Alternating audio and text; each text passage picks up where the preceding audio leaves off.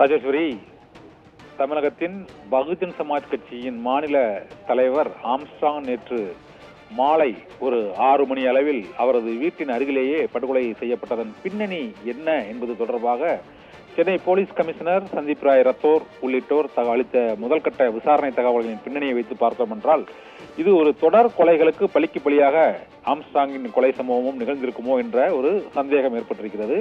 திருவள்ளூர் மாவட்டம் தாமரைப்பாக்கத்தில் அருகே பகுஜன் சமாஜ் கட்சியின் மாவட்ட செயலாளர் தென்னரசு என்பவர் ஒரு நிலப்பிரச்சனையில் ஆற்காடு சுரேஷ் குழுவினரால் கோஷ்டியினரால் வெட்டி படுகொலை செய்யப்படுகிறார் என்றும், அதற்கு பலிக்கு பலியாகத்தான் 2023ஆம் ஆண்டு ஆகஸ்ட் 18ஆம் தேதி ஆற்காடு சுரேஷ் பட்டினப்பாக்கம் கடற்கரையில் சென்னையில் எழும்பூர் நீதிமன்றத்தில் ஒரு வழக்குக்காக ஆஜராகிவிட்டு பட்டினப்பாக்கத்தில் உணவருந்த சென்ற போது அவர் கொல்லப்பட்டார் என்றும், இந்த வழக்கில் ஆம்ஸ்ட்ராங் சேர்க்கப்பட்டு பின்னர் அவரது பெயர் நீக்கப்பட்டதாகவும் தகவல் வெளியாகி இருக்கிறது.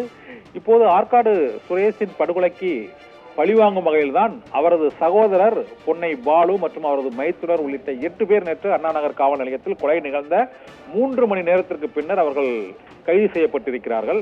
இதனால் இந்த கொலையானது தென்னரசு கொலை, அதன் பின்னர் ஆற்காடு சுரேஷ் கொலை, அதன் பின்னர் ஆம்ஸ்ட்ராங் கொலை என இந்த பலிக்கு பலி சம்பவங்கள் 3 உயிர்களை பழிவாங்கி இருப்பதாக தகவல் வெளியாகி இருக்கிறது.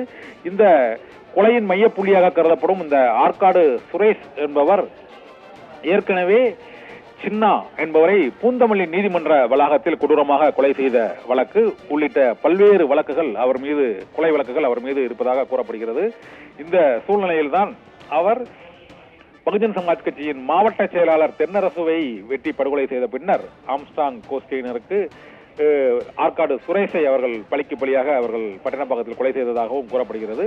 இதனால் ஆற்காடு சுரேஷின் சகோதரர் மற்றும் அவரது உறவினர்கள் சேர்ந்து இப்பொழுது ஆம்ஸ்ட்ராங்கை அவரது இல்லத்தின் அருகேயே வைத்து படுகொலை செய்யப்பட்டதாக கூறப்படுகிறது. இந்த கொலை திட்டத்திற்கு முக்கிய மூளையாக செயல்பட்டவர் அந்த பகுதியில் வசித்து வந்த ஆட்டோ டிரைவர் திருமலை என்பதும் கூறப்படுகிறது. இந்த திருமலை தான் அந்த புதிதாக கட்டப்படும் அந்த வீடு கட்டும் பகுதிக்கு அவர் குறைவான நபர்களுடன் நாள்தோறும் வருவதை அவர்தான் உளவு பார்த்து பொன்னை பாலு, அதாவது ஆற்காடு சுரேஷின் சகோதரரிடம் கூறியிருந்ததாகவும், அதன் அடிப்படையிலேயே இந்த கொலை திட்டம் தீட்டப்பட்டு பல நாட்களாக அந்த பகுதியை நோட்டமிட்டு கொலையாளிகள் அங்கு ஜொமேட்டோ ஊழியர்களின் அந்த சிகப்பு வண்ண பனியனை அணிந்து வந்து இந்த கொலை திட்டத்தில் ஈடுபட்டிருப்பதாகவும் கூறப்படுகிறது. மற்றொரு மிக முக்கியமானது, ஆம்ஸ்ட்ராங் எப்போதும் துப்பாக்கி வைத்திருப்பார் என்றும் அந்த துப்பாக்கி எங்கே போனது என்பதும் குறித்தும் இன்று சென்னை போலீஸ் கமிஷனரிடம் கேள்வி எழுப்பப்பட்டது. அவ்வாறு கேள்வி எழுப்பும் போது அந்த துப்பாக்கியானது கடந்த ஜூலை 13ஆம் தேதியே அவரிடம் ஒப்படைக்கப்பட்டு விட்டது என்றும் காவல்துறையின் தரப்பில் இன்று விளக்கம் அளிக்கப்பட்டது. இதனால் இந்த கொலையில் ஆம்ஸ்ட்ராங்கின் துப்பாக்கி எங்கே போனது மற்றும் இந்த கொலை சம்பவத்தில் அவருக்கு துப்பு கொடுத்த ஆட்டோ டிரைவர் திருமலை ஏன் அவர்களுக்கு இந்த ஆம்ஸ்ட்ராங்கை பல மாதங்களாக அவர் உளவு பார்த்த தகவலும் வெளியாகி இருக்கிறது.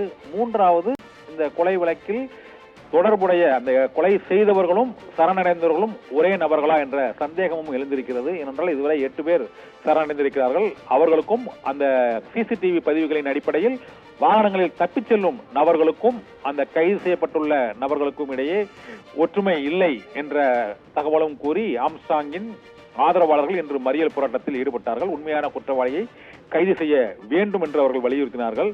இதனால் இந்த கொலை பலிக்கு பலியாக நடந்திருப்பதற்கான அம்சங்கள் அதிகம் இருக்கின்றன என்பது முதல் கட்ட விசாரணையில் தெரிய வந்திருப்பதாக காவல்துறை தரப்பில் தெரிய வந்துள்ளது.